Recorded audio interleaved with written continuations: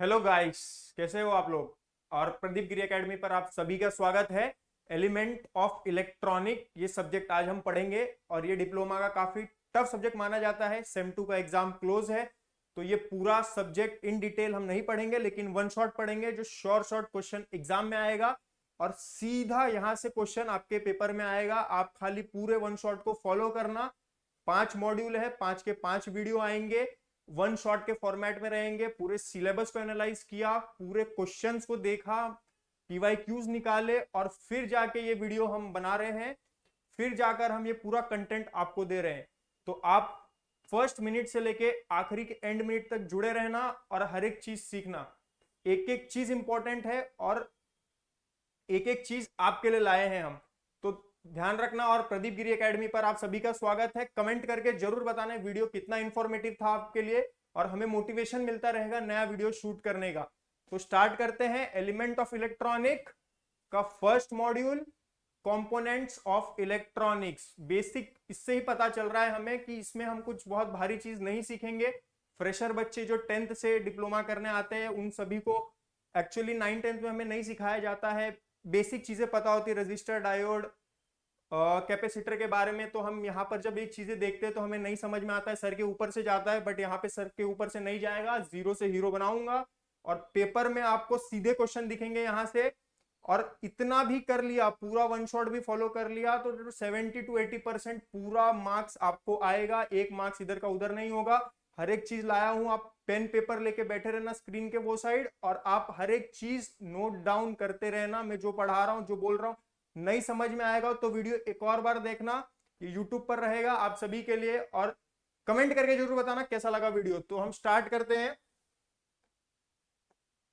Syllabus, ये university देता है ये सिलेबस, और आप सभी को भी सेम स्टार्ट होने से पहले सिलेबस मिलता है, लेकिन बच्चे इग्नोर कर देते हैं दूसरा पीडीएफ समझ के। कोई बात नहीं, हम इग्नोर नहीं कर रहे हैं, ना आपको, ना सिलेबस को, ना यूनिवर्सिटी को। मैंने पूरा ये मॉड्यूल 1 का सिलेबस गो थ्रू किया। इसमें से जो भी क्वेश्चन आए हैं वो सारे क्वेश्चन आपके लिए लाए हैं हम।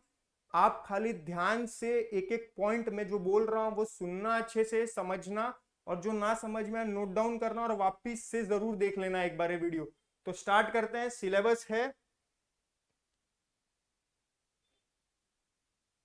Next important question. ये वो सारे क्वेश्चंस हैं जो एग्जाम में काफी बार रिपीट हुए हैं, और इनका इस बार भी एग्जाम में आना काफी ज्यादा हाई चांस है। ये सारे क्वेश्चंस का एग्जाम में आना, इनमें से 2 मार्क के क्वेश्चन भी है, 3 मार्क के भी है, 4 मार्क के भी है, और एक कलर बैंड ऑफ रजिस्टर जो हम एंड में देखेंगे। ये बहुत इंपॉर्टेंट क्वेश्चन है, ये हर बार आया है पेपर में, इस बार भी चांस है कि आएगा। और आपको ध्यान से एक एक चीज डिटेल में लाया है, एक एक कंटेंट वेरीफाइड है। एक क्वेश्चन, एक मार्क आपका इधर का उधर नहीं होगा, एक एक क्वेश्चन को हम कवर करेंगे। और अगर आपको लग रहा है कि कुछ चीज छूट गई तो आप कमेंट करके बता देना, मैं एक एक कमेंट पढ़ूंगा। कमेंट पढ़ने के बाद उस कमेंट को जाकर मैं, अगर होगा तो नेक्स्ट वीडियो में भी उस कंटेंट को हम कवर करेंगे। ठीक है, तो स्टार्ट करते हैं एलिमेंट ऑफ इलेक्ट्रॉनिक। डरना नहीं है, बहुत मजे से पढ़ेंगे सब्जेक्ट, आपको भी बहुत मजा आएगा, और मुझे तो आता ही है पढ़ाने में मजा, क्योंकि आप आए हो प्रदीप गिरी एकेडमी पे, और यहाँ पे आपको बनाएंगे हम जीरो से हीरो, एलिमेंट ऑफ इलेक्ट्रॉनिक। अब आप लोगों को डराना कि आपको ये सब्जेक्ट आता है, तो हम स्टार्ट करते हैं। पहला, define active and passive components. अब एक्टिव कंपोनेंट्स और पैसिव कंपोनेंट्स में मेजर डिफरेंस क्या है, इसके ऊपर कंपैरिजन भी आता है। इसका डेफिनेशन, की फीचर और एग्जांपल तीनों मैंने दे रखा है, बट फिर भी मैं आपको समझाता हूं कि एक्टिव कंपोनेंट क्या होता है। Active components are device that require an external power source to operate and can control, amplify और जनरेट इलेक्ट्रिकल सिग्नल्स। नहीं समझ में आया कोई बात नहीं, मैं इसको और इजी वे में समझाता हूं। एक्टिव कंपोनेंट्स डिवाइस वो होते हैं जिसको एक्सटर्नल पावर सोर्स लगता है। एक्सटर्नल पावर सोर्स का क्या मतलब है, बाहर से उसको पावर लगेगा, बाहर से उसको एक्सटर्नल कुछ सोर्स देना पड़ेगा, तब जाके वो एक्टिव होगा, और तब जाके वो एम्पलीफाई कर सकता है, इलेक्ट्रिकल सिग्नल जनरेट कर सकता है और कंट्रोल कर सकता है। कंट्रोल कैसे करेगा सर, अगर हम बाहर से दे रहे हैं, अगर हम किसी चीज को बाहर से लगा रहे तो हम हटा भी सकते हैं, इसका क्या मतलब है, वो कंट्रोल भी करेगा कंपोनेंट्स को। तो अब इसके जो की फीचर्स है वो क्या है, need external energy power supply. External energy power supply को करंट कर सकते हैं इसको, और नीड भी है, इसको जरूरत भी है, वरना ये एक्टिव कंपोनेंट्स किसी काम का नहीं। ये सिग्नल को भी एम्पलीफाई करेगा और ये कंट्रोल करेगा किसको, फ्लो ऑफ करंट को। इसका जो बेस्ट एग्जांपल है वो है ट्रांजिस्टर्स एंड डायोड। ये बहुत इंपॉर्टेंट क्वेश्चन है और ये बार बार आया है 2 मार्क के लिए, इस बार भी आ सकता है। नेक्स्ट है पैसिव कंपोनेंट्स। पैसिव कंपोनेंट्स क्या है, वो डिवाइस है जो रिक्वायर्ड कर, जिनको एक्सटर्नल पावर सोर्स की कोई रिक्वायरमेंट नहीं है, ये पैसिव है। पैसिव है मतलब ये खुद करते हैं।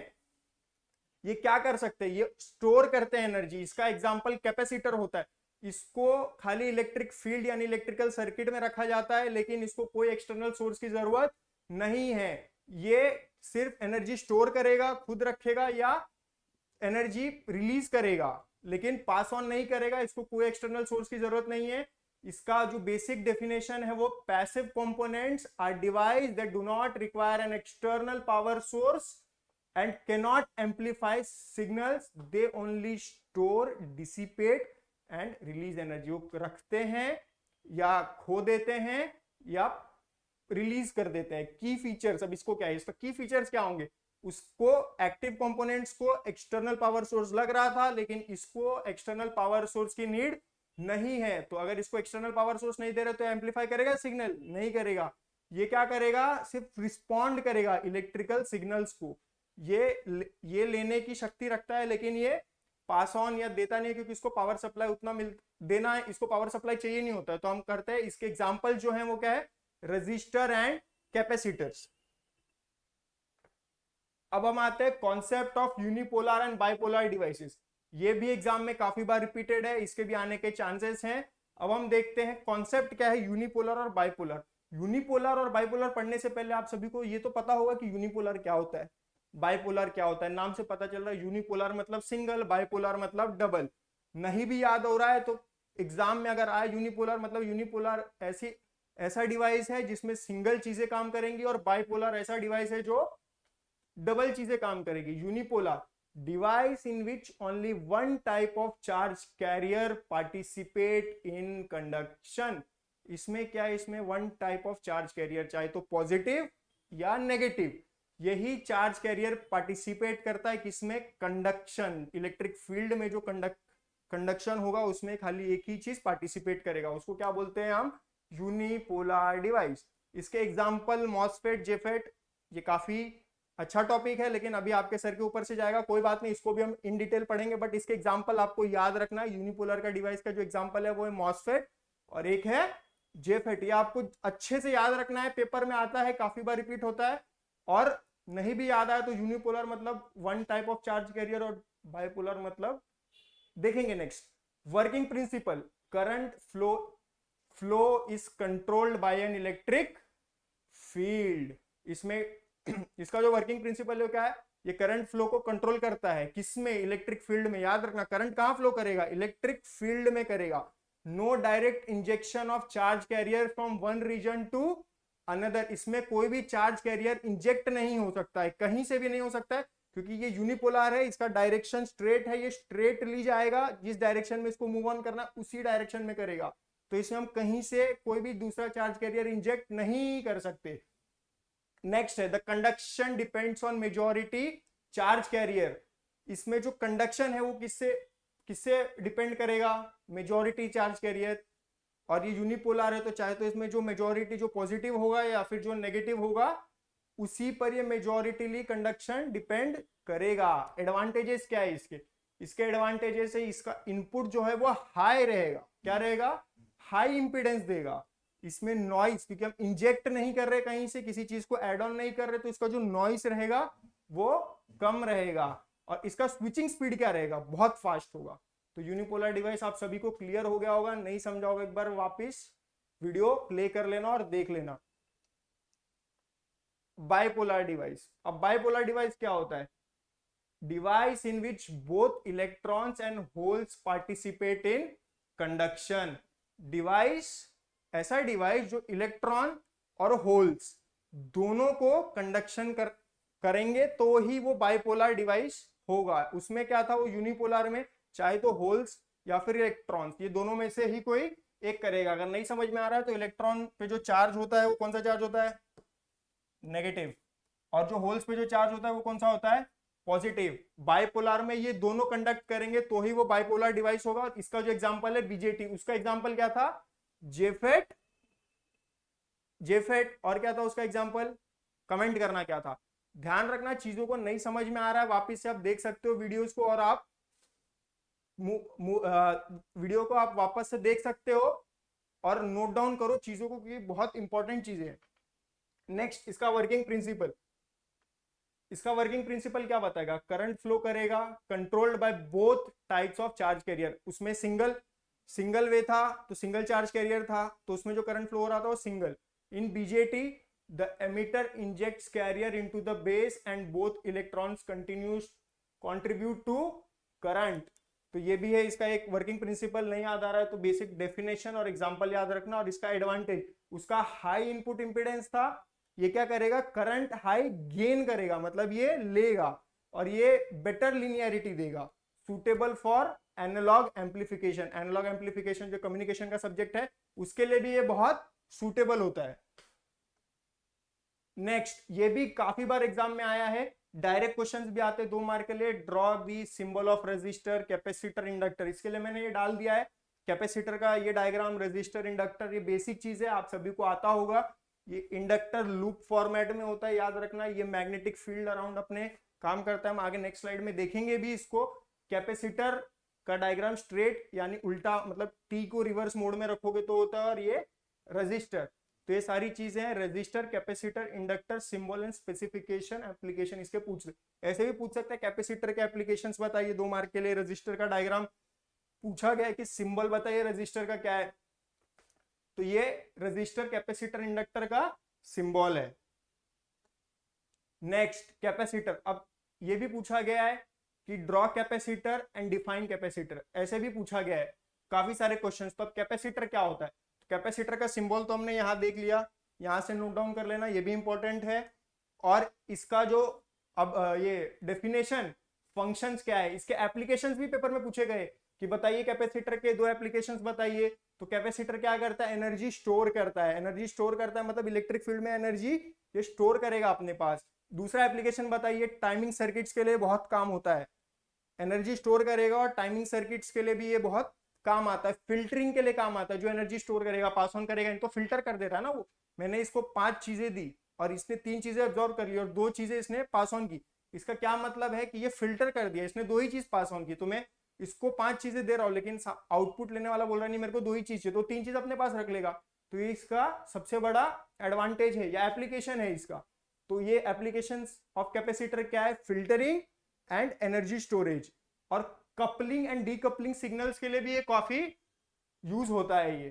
तो अगर आपको 2 एप्लीकेशन याद है तो भी चलेगा। इसका फंक्शन बहुत इंपॉर्टेंट है, stores electrical energy in electrical field, sorry electric field, stores electrical energy in electric field. Electrical energy को स्टोर करता है किधर? इलेक्ट्रिक फील्ड में। Next, inductor. अब ये इंडक्टर क्या था? मैंने बताया था ये एक लूप होता है, ये एक लूप फॉर्मेट में होता है। इंडक्टर का डायग्राम ऐसे ऐसे ऐसे लूप में है ये। तो इसको क्या बोलेंगे? ये कॉइल की तरह फॉर्मेट, मतलब कॉइल की तरह वर्क करता है। तो कॉइल और सीरीज ऑफ लूप, इसको हम बोलते हैं इंडक्टर। इसका फंक्शन क्या है? Stores energy in magnetic field when current flow through it. जैसे ही इसमें से करंट जाता है, जैसे ही यहां से हमने करंट दिया और यहां आया, तो इसके इर्द गिर्द क्या बन जाता है? Magnetic field. ये अपने इर्द गिर्द पूरा मैग्नेटिक फील्ड बना लेता है। तो ये इसका जो फंक्शन है वो क्या करता है? Stores energy. एनर्जी स्टोर करता है in a magnetic field when current flow through. जैसे करंट जाएगा ये अपने इर्द गिर्द मैग्नेटिक फील्ड बना लेगा। इसका एप्लीकेशन क्या है? ये भी फिल्टर्स के लिए काम होगा, ये ट्यून्ड सर्किट्स के लिए काम होता है। बेस्ट एग्जांपल अगर आपको कॉइल देखना है तो लूप ट्रांसफॉर्मर में देख सकते हो। जो लूप देखना है आपको, बड़े बड़े ट्रांसफॉर्मर्स होते हैं, वहां पे बहुत सारे कॉइल्स लगे होते हैं, और ये एनर्जी स्टोरेज के लिए यूज होता ही है। स्विचिंग रेगुलेटर्स के लिए भी यूज होता है अगर हमें स्विचिंग करना हो तो।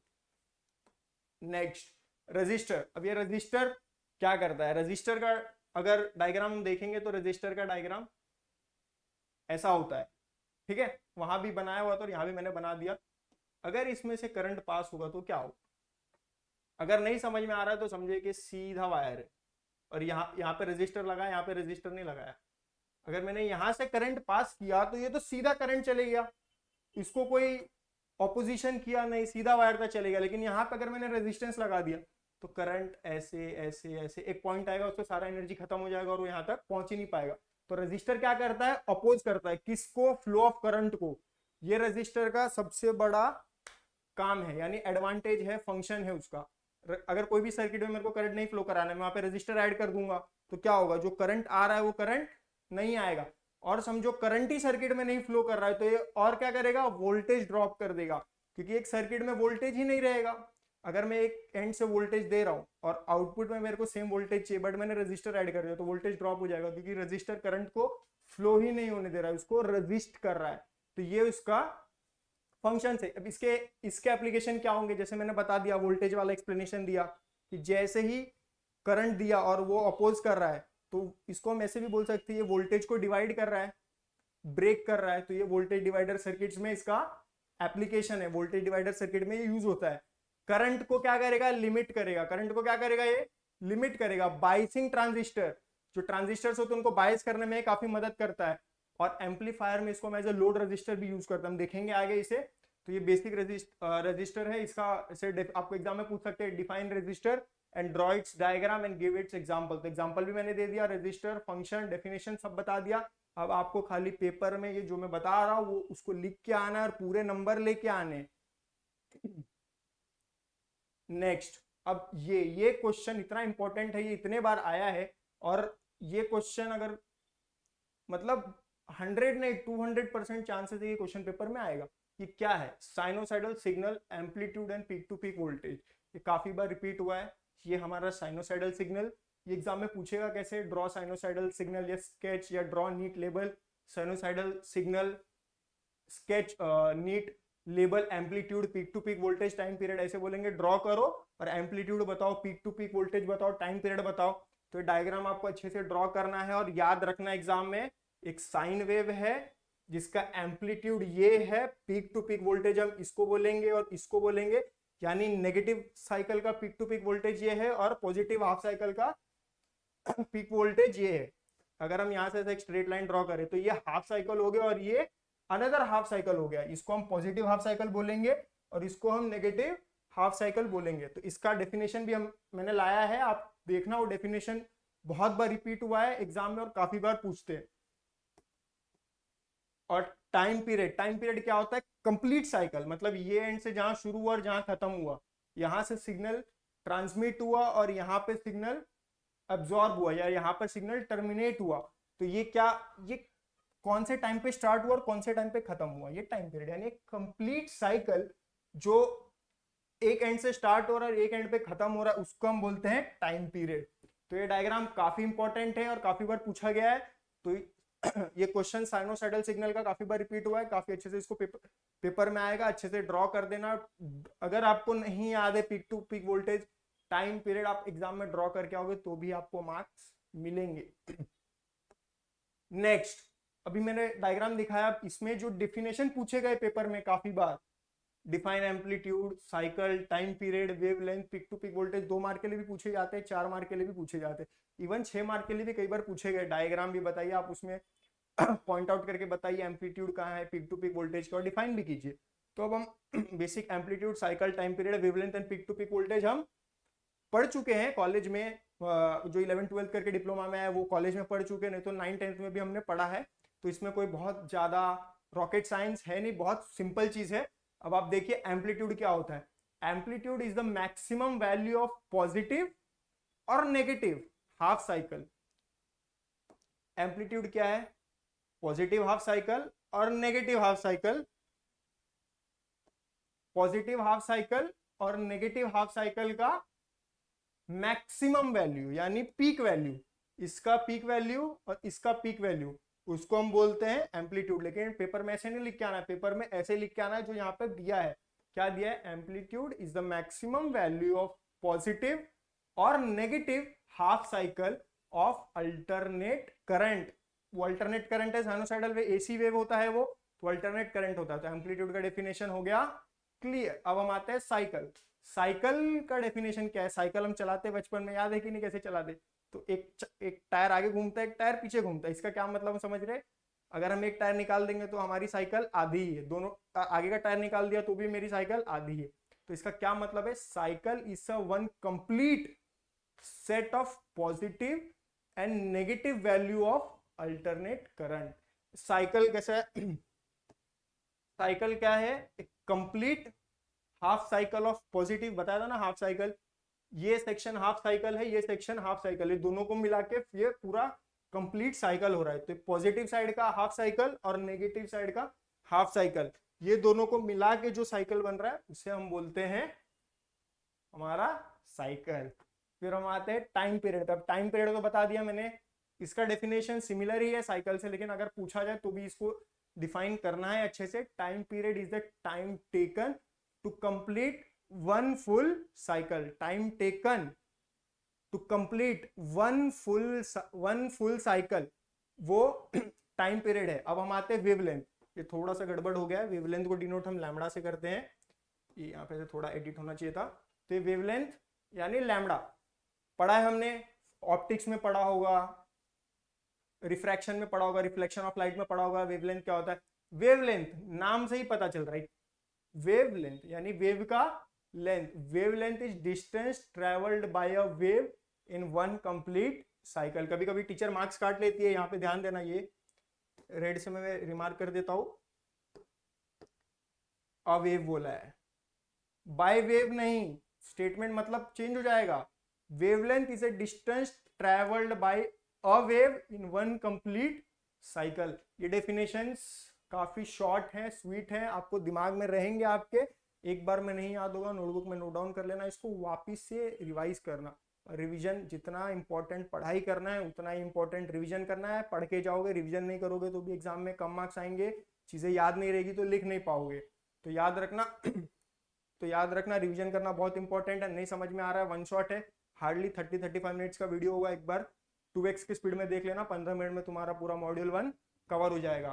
तो वेवलेंथ का क्या डेफिनेशन दिया था मैंने? Wavelength is a distance, wavelength is a distance travelled by one full cycle, मतलब पूरा full cycle, alternate AC current का one full cycle wavelength, distance travelled by a wave in one complete cycle. अब हम आते हैं peak to peak voltage. ये भी काफी बार पूछा गया, इसको वीपीपी से डिनोट करते हैं और ये काफी बार आया एग्जाम में, तो इसका डेफिनेशन भी काफी अच्छे से याद करके जाना पेपर में, बहुत आसान है, मैं याद करा देता हूँ। Peak to peak voltage is the total voltage difference between the maximum positive peak and the maximum negative peak. इस पीक का जो मैक्सिमम वैल्यू है और इस पीक का जो मैक्सिमम वैल्यू है वो रहेगा पीक टू पीक वोल्टेज। तो पीक टू पीक वोल्टेज का टोटल वोल्टेज का डिफरेंस, टोटल वोल्टेज का डिफरेंस उसके बीच यानी between the maximum positive, positive मतलब ये इसका जो मैक्सिमम पॉजिटिव पीक है और ये नेगेटिव का मैक्सिमम पीक है, इन दोनों का जो डिफरेंस रहेगा उसे हम बोलते हैं पीक टू पीक वोल्टेज। यहाँ पे पीक टू पीक, दो बार पीक टू पीक क्यों आया? क्योंकि एक बार हम पॉजिटिव का ले रहे हैं, एक बार हम नेगेटिव का ले रहे हैं, क्योंकि ये एसी वेव है, अल्टरनेट करंट का वेव है। तो डेफिनेशन सबको क्लियर हो गया होगा, नोट डाउन कर लेना। नेक्स्ट हम आते हैं comparison of voltage and current source. इस पे भी काफी क्वेश्चन आया है और काफी बार क्वेश्चन आया है इससे, तो इस क्वेश्चन को भी नेग्लेक्ट मत करना, डरना नहीं, बहुत आसान है। मैं अभी तुमको याद हो जाएगा, 1 मिनट भी नहीं लगेगा ये पूरा तुमको याद होने में। बस मेरे साथ बने रहना। प्रदीप गिरी एकेडमी को लाइक करना, शेयर करना, सब्सक्राइब करना, हर बच्चे का भला हो इसके लिए हमने वीडियो बनाया है। वन शॉट खास करके एग्जाम के पहले क्यों बनाते हैं? क्योंकि आप सब बच्चे पूरे सेमेस्टर तो पढ़ाई करते नहीं है, तो एंड में आपको चीजें याद रहे, बच्चे पास हो जाएं, उनके लिए हमें वीडियो बनाते हैं। तो comparison of voltage and current source, ये इतना मत देखो, इसको देखने की जरूरत नहीं, मुझे सुनो मैं क्या बोल रहा हूँ। वोल्टेज सोर्स अगर आया, वोल्टेज सोर्स और करंट सोर्स का कंपैरिजन, या ऐसे आया डिफाइन वोल्टेज सोर्स या डिफाइन करंट सोर्स, तो मुझे देखना कि मैंने क्या बोला था। A device that provides a constant voltage across its terminal, ऐसा डिवाइस जो अपना वोल्टेज कांस्टेंट रखेगा उसको हम बोलते हैं वोल्टेज सोर्स। वोल्टेज सोर्स किसको बोलते हैं? जो सिर्फ अपना वोल्टेज को कांस्टेंट रखेगा, उसको इंग्लिश में लिखा है इंग्लिश में आप हम खुद भी फॉर्म करके लिख सकते हो सेंटेंस। वोल्टेज सोर्स मतलब जो वोल्टेज सोर्स, ये क्या बता रहा है, नहीं समझ में आया इधर ध्यान। वोल्टेज और सोर्स मतलब मैंने वोल्टेज लगाया है किधर, सोर्स में, सोर्स यानी स्टार्टिंग होता है, तो वोल्टेज कहां लगाया मैंने, सोर्स में, बट यहाँ पे कांस्टेंट वोल्टेज रखा है, ना बढ़ा रहा हूं ना घटा रहा हूं, किधर, अक्रॉस इट्स टर्मिनल या टर्मिनल्स बोथ द एंड्स में मैंने जो भी वोल्टेज अप्लाई किया सर्किट को वो कांस्टेंट रखा है मैंने, बस इतना है। अगर वोल्टेज सोर्स में हम वोल्टेज कांस्टेंट रख रहे हैं तो करंट सोर्स में हम क्या रखेंगे, करंट कांस्टेंट, बस इतना ही इसको इंग्लिश में किया गया।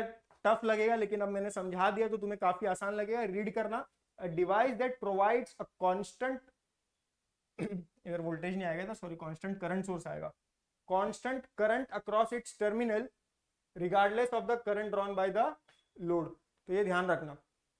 इसका इंटरनल रेजिस्टेंस, अगर मैंने वोल्टेज सोर्स में, वोल्टेज सोर्स का जो इंटरनल रेजिस्टेंस है, अगर वोल्टेज सोर्स मैंने कांस्टेंट रखा तो उसका इंटरनल रेजिस्टेंस क्या बनेगा, बहुत स्मॉल बनेगा, बहुत स्मॉल, या फिर होगा ही नहीं, जीरो के अप्रॉक्स होगा। जीरो नहीं होता है, जब प्रैक्टिकली हम करते हैं, इसमें प्रैक्टिकल और आइडियल दोनों आता है, जब हम प्रैक्टिकली परफॉर्म करते हैं लैब में, इंजीनियरिंग में आप करोगे तो उसका जो रेजिस्टेंस वैल्यू होता है कुछ तो भी होता है, लेकिन जीरो नहीं होता है, ठीक है।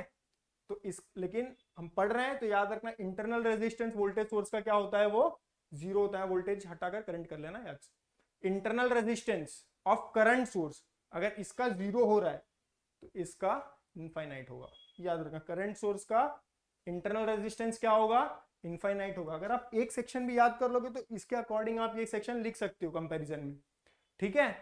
पेपर में काफी बार रिपीट हुआ और काफी बार आता है, बहुत सिंपल। इसका प्रैक्टिकल कंडीशन क्या होगा, इंटरनल रेजिस्टेंस जीरो है तो इसका स्मॉल इंटरनल रेजिस्टेंस होगा, जीरो है तो मतलब स्मॉल, और इसका इंटरनल रेजिस्टेंस इनफाइनाइट है मतलब लार्ज होगा। इसके examples, battery regulated DC supply, basically हम वोल्टेज सोर्स को डीसी सप्लाई के लिए यूज करते हैं, इन्वर्टर्स वगैरह में, बैटरीज वगैरह में यूज करते हैं। नेक्स्ट है इसका इसका जो एग्जांपल है वो क्या होगा, transistor, current mirror, constant current, diode. बस इतना ही याद आ रहा है तो ट्रांजिस्टर करंट लिख देना, डायोड लिख देना तो भी चलेगा। इसमें हम क्या करते हैं, मैंने बोला वोल्टेज सोर्स में क्या कर रहे थे, हम वोल्टेज को कांस्टेंट रख रहे थे, मतलब वोल्टेज कंट्रोल कर रहे थे। इसमें क्या कर रहे थे, हम करंट को कंट्रोल कर रहे थे। तो वोल्टेज सोर्स में वोल्टेज कांस्टेंट होता है, करंट सोर्स में करंट कांस्टेंट होता है। तो ये सारी चीजें हैं, काफी आसान है, एक बार आप रीड भी करोगे, इसको काफी आसान बनाया गया है। ये आसान था नहीं, मैं भी जब पढ़ रहा था तो मुझे भी लग रहा था इसमें इतना कुछ था नहीं जितना बुक में दे रखा था, रेफरेंस बुक में। लेकिन जब मैंने नोट्स वगैरह प्रिपेयर किए, मैं बोला इसके लिए बच्चे पढ़ाई नहीं करते, क्योंकि उन्हें इतनी मोटी मोटी बुक्स दे देते हैं, जो जरूरी ये चीज़ है वही पढ़ना है, लेकिन पढ़ना उस बुक में हर एक चीज़ है, क्योंकि हर एक चीज़ जरूरी है। जो चीज़ भी लिखी जा रही है और बुक में पब्लिश हो रही है, मतलब वो इंपॉर्टेंट है, आपको पढ़ना जरूरी है। लेकिन अभी हमारे पास उतना टाइम नहीं कि हम रिसर्च करें, हमारे पास बस एग्जाम में सर पास होने का तरीका बता दो, और पास होने का एक ही तरीका है कि प्रदीप गिरी एकेडमी पर आप आए, इसको शेयर करें और सब्सक्राइब करें, और वीडियो पसंद आए तो लाइक जरूर करें, और कमेंट डाउन करें कि आपको नेक्स्ट सब्जेक्ट कौन सा चाहिए। खत्म नहीं हुआ है, अभी स्टार्ट किया है, नहीं नहीं खत्म हो जाएगा, बस 5 से 10 मिनट और रुको और वीडियो देखो पूरा। नेक्स्ट, तो ये नोट डाउन कर लेना, ठीक है।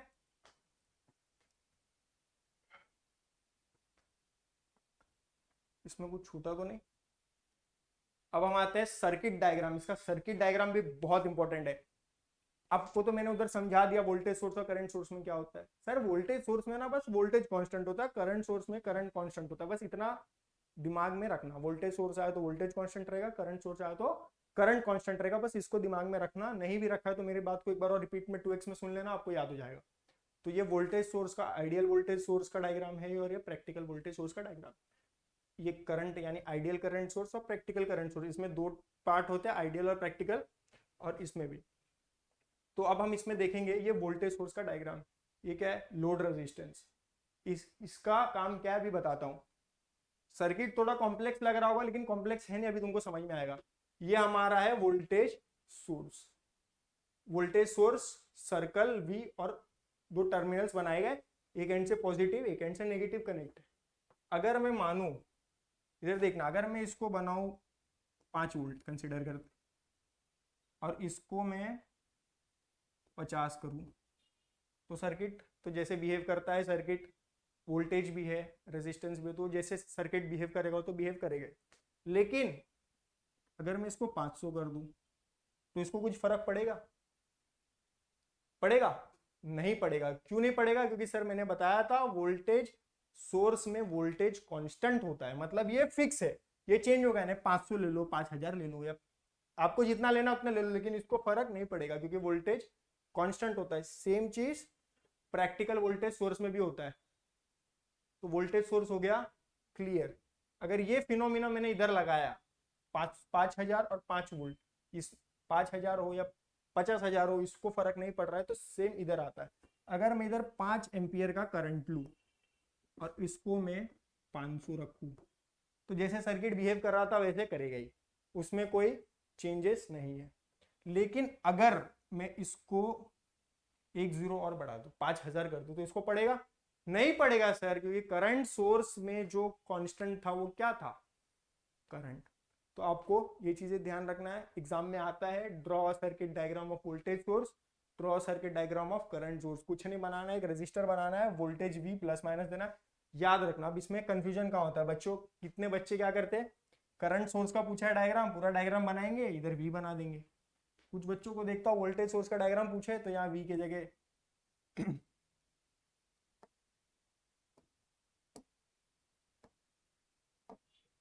यहाँ वी के जगह एरो बना के आ जाएंगे, तो ये आपका मार्क्स कट कर देता है। ध्यान रखना है आपको काफी, यहाँ पे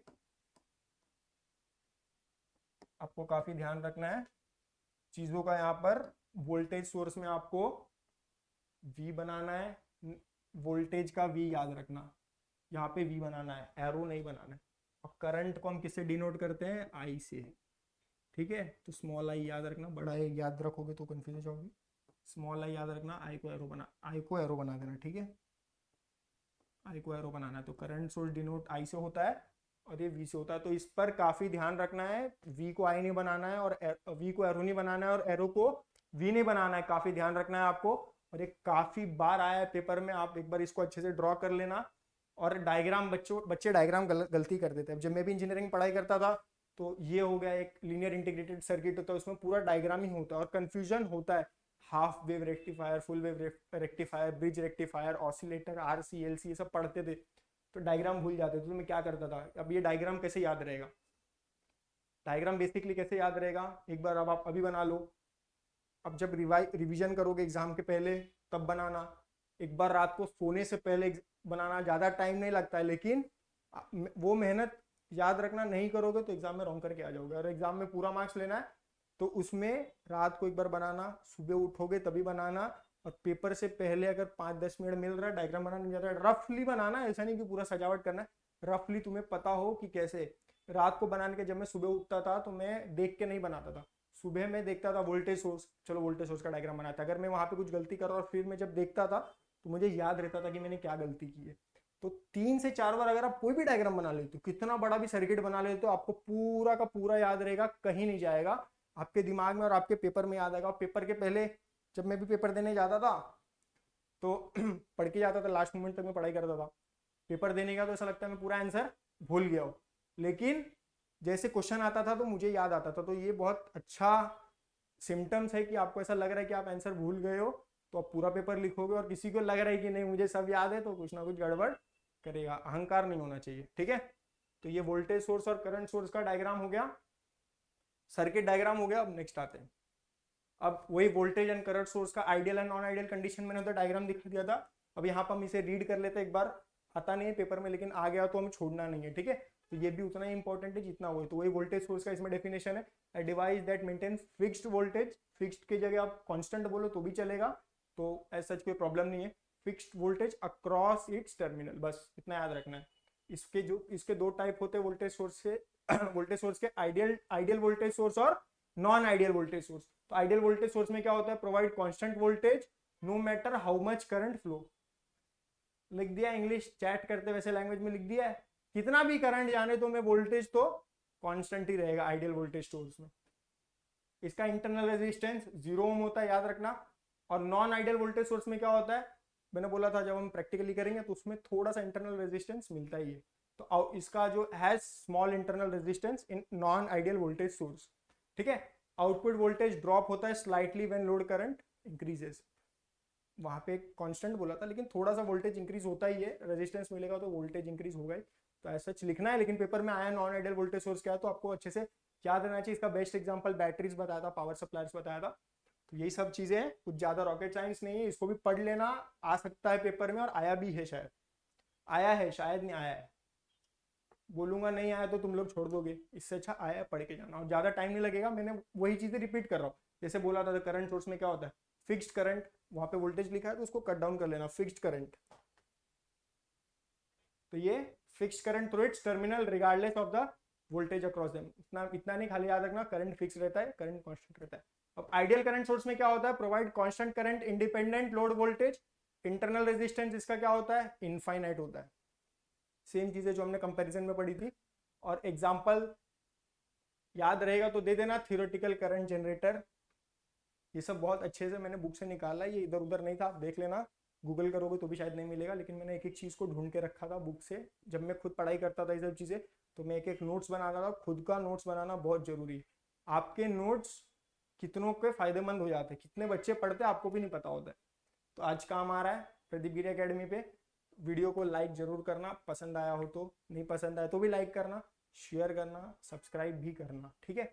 non ideal current source has finite internal resistance, इसका जो इंटरनल रेजिस्टेंस रहेगा वो क्या रहेगा, फाइनाइट रहेगा। Output current changes slightly with load voltage. Example, इसका एग्जांपल दे देंगे हम, ट्रांजिस्टर दे देंगे, करंट सोर्स दे देंगे, और करंट मिरर भी दे सकते हैं। लिखा है current mirror, transistor and current source, तो इधर लिखा हुआ भी है, काफी अच्छे से नोट डाउन कर लेना चाहिए। अगर चाहिए तो पीपीटी भी टेलीग्राम पे मैं डाल दूंगा, आप सब वहां से भी पीडीएफ देख सकते हो, ठीक है। नेक्स्ट, अब आते हैं कलर कोड ऑफ रजिस्टर। इससे बच्चे बहुत डरते हैं कि सर ये कैसे याद होगा। पेपर में ये आएगा, क्वेश्चन आया है, 4 मार्क के लिए भी आया है, 5 मार्क के लिए भी आया है, और इवन शायद 6 मार्क के लिए भी आया है, और 2 मार्क के लिए भी डायरेक्ट पूछ लेते। तो ये काफी इंपॉर्टेंट क्वेश्चन है, काफी बार रिपीट होता है, और ये पता भी होना चाहिए। बेसिकली हम रजिस्टर इतना पढ़ते हैं, रजिस्टर, कैपेसिटर, डायोड, बहुत सारे लोगों को नहीं पता, लेकिन आपको याद रहना चाहिए चीजें क्या है, कैसे है। और इसका कलर, बेसिकली हम यहाँ पे कलर कोड जानेंगे। मैंने तो लिखा है कलर कोड ऑफ रजिस्टर, मतलब अब देखोगे ना रजिस्टर पे ना से बैंड्स बने हुए थे अलग अलग कलर के, ब्लैक होगा, गोल्डन होगा, सिल्वर होगा, वो उसके वैल्यूज होते हैं, ठीक है। तो वो रजिस्टर का वैल्यूज होता है, वो बैंड जो बना होता है, और वो हमें बताता है कि उसका कितना वैल्यू है। तो हम कोई भी रजिस्टर बनाया, थोड़ी कोई भी सर्किट में उसका वैल्यू है, वो उसी वैल्यू के सर्किट में लगाएंगे तो वो वर्क करेगा। ये सब्जेक्ट का सबसे ज्यादा मजा पता है क्या है, कि आप गलत वैल्यू का कैपेसिटर सर्किट में लगा दो, सर्किट जल जाएगा, चलेगा ही। गलत वैल्यू का रजिस्टर लगा दो, नहीं चलेगा। गलत वैल्यू का ट्रांजिस्टर लगा दो, नहीं चलेगा। ये सब्जेक्ट का इतना अहमियत है कि आप एक गलत, इवन 0.1 डेसिमल का भी गलत लगा दो तो भी आपका सर्किट नहीं चलेगा। तो ये सब्जेक्ट ऐसा है। तो हम इस पर पढ़ते हैं colour code of register. Last topic है, जाना मत, इसके बाद शायद नहीं है कुछ, देख लेते क्या है, बस खत्म, ठीक है। तो ये देख लेते हैं ये कलर कोड कैसे बनता है, क्या बनता है। बहुत आसान है। सर लग रहा है ना सर बहुत हार्ड है ये वो, मैं बोला था स्टार्टिंग में, बोला था 0 से हीरो बनाऊंगा, चीजों को इतना आसान बनाऊंगा कि आप खुश हो जाओगे और खुद से लाइक बटन दबा दोगे। और ये मैं आपको याद करा देता हूँ 30 सेकंड में, 30 सेकंड से भी कम टाइम लगेगा, लेकिन आपको याद हो जाएगा, ठीक है। तो ये black, brown, red, orange, yellow, green, blue, violet, grey, gold, silver, इसका 10% टॉलरेंस होता है, उसका 5% होता है, ये वो डिजिटल वैल्यू। ऐसे याद नहीं करना है, हीरो की तरह याद करना है। कैसे याद करना है चलो लिखते हैं, वरना बोलोगे सर आप तो सब कुछ पीपीटी से सिखाते हो, बेसिक चीजें बताते हैं। तो अब हम देखते हैं कि ये कैसे इसको याद रखना है। याद रखने का सिंपल तरीका, बी बी क्या होता है, बी बी, तुम जो सोच रहे हो वो नहीं होता। अब देखो, ध्यान देना, इधर सबका ध्यान इधर होना चाहिए, और 10 सेकंड अच्छे से ध्यान दोगे आपको याद हो जाएगा। ये टेबल मत देखो, खाली ये देखो, B B Roy of Great Britain had very good wife. ऐसे ऐसे दिख रहा है ना, clear clear. BB Roy of Great Britain had very good wife. तो ऐसे नहीं समझेगा, मैंने नेक्स्ट स्लाइड बना रखा है, देखते हैं। उधर से भी नोट डाउन कर सकते हो, बट यहाँ से भी, BB Roy of Great Britain had very good wife, ये बहुत सालों से चला आ रहा है। हमको हमारी टीचर ने बोला था, उसने भी इसी मेथड से याद किया था, और हम भी इसी मेथड से याद किए, और मैं तुमको भी इसी मेथड से याद करा रहा हूँ। काफी और भी टेक्निक्स है, लेकिन बोलते हैं ना, जो चीजें चली आ रही है उसको चलाने में ज्यादा मजा आता है। तो ये एक तरीके से लेगेसी भी चली आ रही है कि जिसने भी ये निमोनिक ट्रिक बनाया रहेगा उसको नहीं, वो शायद नहीं होगा अभी, लेकिन उसका ट्रिक चला जा रहा है। तो याद रखना, BB Roy of Great Britain had very good wife.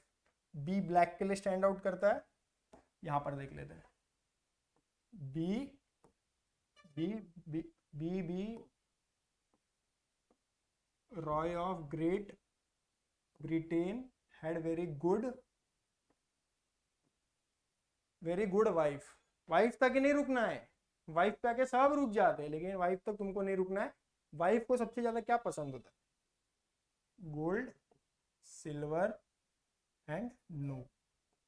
याद रखना, वाइफ को क्या पसंद होता है? Gold, silver. BB Roy of Great Britain had very good wife, इसको 3-4 बार मन में बोलोगे तो भी याद हो जाएगा। पहला B for black, brown, red, orange, yellow. Colour में कंफ्यूजन होता है तो याद रखना ब्लैक, चीजें ब्लैक से स्टार्ट होंगी, ठीक है? ब्लैक से स्टार्ट होंगी और खत्म कहाँ होंगी? व्हाइट। ये याद रखना, ये याद रहेगा तो ही तुम बना सकते हो, ब्लैक व्हाइट, उसके बाद gold, silver and no colour, ठीक है? तो जब हम ब्लैक कलर देखते हैं तो ब्लैक कलर पे जब भी लाइट आता है उसका वैल्यू 0 होता है, वो रिफ्लेक्ट नहीं करता है, पूरा ऑब्जॉर्व कर लेता है। इसका क्या मतलब है कि उसका जो डिजिटल वैल्यू होगा वो 0 होगा। 0 होगा यानी वो 0 से स्टार्ट होगा। तो ब्लैक 0 से स्टार्ट हो रहा है, इसके बाद नंबरिंग देना 0 1 2 3 4 5 6 7 8 9। मैक्सिमम वैल्यू किसका रहेगा? व्हाइट कलर का। इसके लिए ब्लैक और व्हाइट लाया था। बोला सर आपने गोल्ड सिल्वर तो लिया नहीं, इसके लिए नहीं लिया क्योंकि हमें ये पहले ये टेबल याद करना था, पहले ये सीक्वेंस में आया। तो 0 से ब्लैक स्टार्ट हो रहा है, सारा कलर ऑब्जॉर्व कर लेता है, ब्लैक कलर कुछ भी एमिट नहीं करता है, इसके लिए उसका वैल्यू 0। और व्हाइट कलर सारा लाइट रिफ्लेक्ट कर देता है, इसके लिए वो हमें व्हाइट दिखता है, तो उसका मैक्सिमम वैल्यू 9 है। ये फर्स्ट बैंड था। इसके बाद वो हम बताऊंगा first band, second band, third band क्या होता है। एक क्वेश्चन भी लाया हो, क्वेश्चन अच्छे से करना, समझ लेना, बहुत आसान क्वेश्चन है, उसको बहुत आसान बनाया भी है। पेपर में पूरे नंबर मिलेंगे, खाली 2 मिनट और रुक जाओ बस। डिजिट वैल्यू मल्टीप्लायर 100, ये याद रखना। ये अब यहाँ पे मैंने 0 बना लिया, आपने 0 से स्टार्ट हो रहा है मतलब इसका यूनिट डिजिट 0 होगा। तो इतना ये हो गया 100, 1 2 3 4 5 6 7 8, 109 तक आया। 109 तक आया। अगर कंफ्यूजन हो जाए यहाँ 102 3 कर दो, तो याद रखना यहाँ पे जो है वही यहाँ पर है, ठीक है? तो कंफ्यूजन नहीं होना चाहिए, सेम डिजिट लिखा है, खाली 100 ऐड किया है। 109 तक आए, फिर 10 - 1 और 10 - 2 ये याद करना पड़ेगा। गोल्ड का वैल्यू बहुत ज्यादा होता है, बहुत महंगा होता है, इसके लिए लोग कम खरीदते हैं, तो उसका टॉलरेंस वैल्यू +5% आएगा। चांदी सस्ता होता है, उसको लोग ज्यादा खरीदते हैं, इसके लिए उसका टॉलरेंस वैल्यू 10% होगा। तो याद रखना, इसमें सब याद नहीं करना है, इसमें खाली 2 चीज याद करना है, रेड, गोल्ड एंड सिल्वर। 2 5 10 इस पे क्वेश्चन आता है, हार्डली क्वेश्चन सिर्फ गोल्ड और सिल्वर पे बनेगा, बट ये 2 याद रखना। पूछ लेते टॉलरेंस वैल्यू 2% किसका है, तो रेड कलर का। ये टेबल अब तो याद हो ही जाना चाहिए, नहीं याद हो रहा है सर फोड़ लो अपना, ऐसा मत करो, पेपर देना है, ठीक है? नेक्स्ट आते, अब ये क्या है? निमोनिक ट्रिक, ये तो बता दिया था। BB Roy of Great Britain had very good wife, अच्छे से लिख लेना, याद रहेगा। बीबी रॉय कोई बहुत बड़ा आदमी था ग्रेट ब्रिटेन का, उसकी बहुत सुंदर कन्या थी, और इसके बाद भी लिखना उसको गोल्ड और सिल्वर पसंद था। तो सोना लोग ज्यादा सोना बहुत महंगा होता है तो कम खरीदते, इसके लिए इसका टॉलरेंस वैल्यू ±5%। और सिल्वर लोग ज्यादा खरीदते हैं, इसके लिए इस सस्ता होता है, इसके लिए ज्यादा खरीदते, इसका टॉलरेंस वैल्यू ±10%। ऐसे याद रखना, ठीक है? तो बीबी रॉय ऑफ ग्रेट ब्रिटेन है वेरी गुड वाइफ, और उसकी बीवी सोना चांदी पहनना पसंद करती है, तो ये चीज याद रखना, ठीक है? नेक्स्ट, अब ये हम एक क्वेश्चन सॉल्व करते हैं, इसके बाद खत्म, और ये पूरा 1 शॉट मॉड्यूल 1 का खत्म हो जाएगा। बहुत इंपॉर्टेंट क्वेश्चन है, ये सेम कलर भी आ सकता है, लेकिन डरना नहीं है, कुछ भी नहीं दिया है इसमें। अब हम क्वेश्चन को रीड करते हैं। A register has a colour band sequence grey, red, orange and gold, find the range in which its value must lie. Question देख के कुछ समझा? नहीं समझा? एक बार अच्छे से क्वेश्चन रीड करो, एकदम अच्छे से।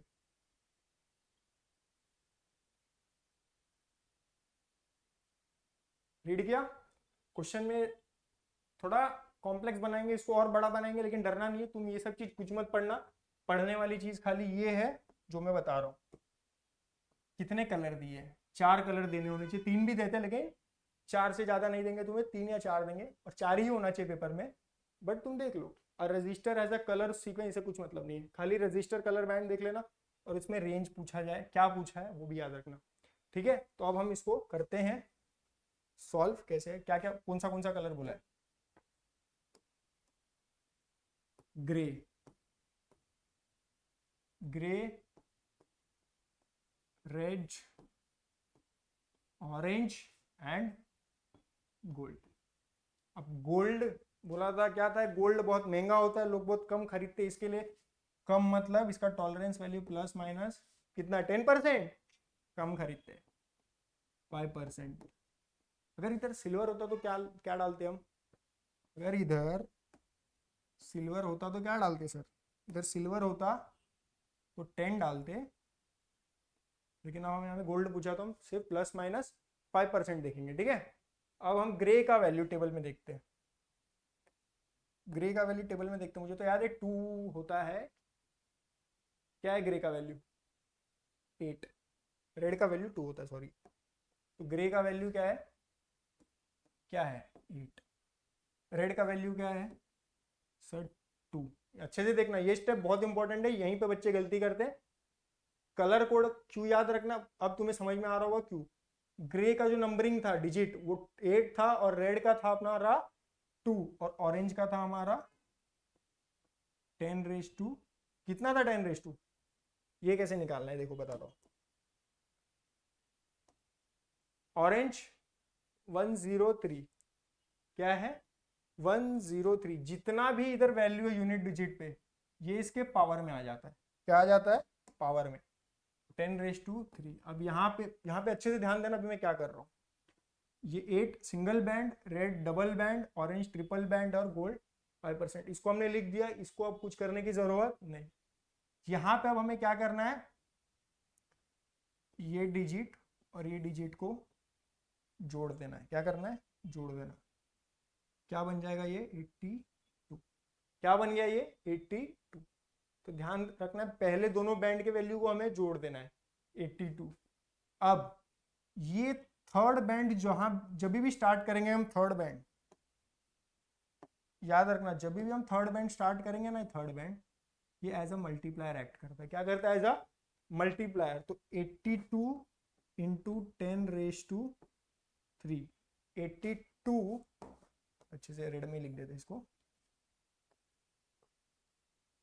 82 इंटू 10⁻3। तो ये समझा कैसे 82 आया? 8 और 2 को हमने जोड़ लिया। क्या है? 8 और 2 को हमने जोड़ लिया। ऑरेंज यानी थर्ड बैंड जब भी शुरू करते हो तो मल्टीप्लायर आता है। अब हम यहाँ पर क्या करेंगे, प्लस माइनस 5% को भी नीचे लाएंगे। क्या लाएंगे? प्लस माइनस 5% को हम नीचे लाएंगे। तो 82 into multiplier into 10, sorry sorry,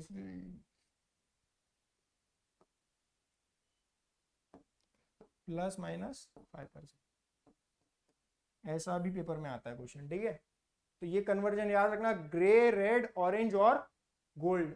इसका वैल्यू 8 था, इसका 2 था, 10⁻3 प्लस माइनस 5%, और ये वैल्यू आता है। कभी कभी ये वैल्यू दिया रहेगा, तुमको बोलेंगे इसमें कन्वर्जन करने के लिए, ऐसा भी दिया रहता है।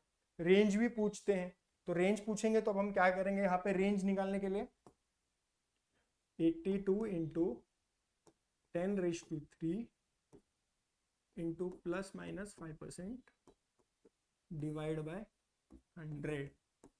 ठीक है, डिवाइड बाय 100। अगर हमें रेंज निकालना होगा तो हमें इसे से सॉल्व करना पड़ेगा आगे जाके।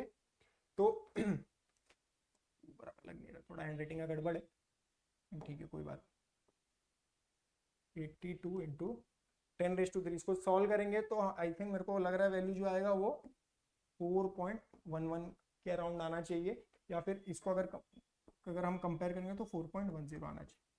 ये भी पूछता है, इसका आगे का भी सॉल्व करना है बोला तो कुछ नहीं करना है, ये वैल्यू आया इसको 100 से डिवाइड कर देना है, और जो भी वैल्यू आया वो हमारा 4.10 आया। ये चीज याद रखना, और इसमें किलो ओम जरूर लगा देना एंड में, ये 1000 में है तो किलो ओम भी बहुत जरूरी है।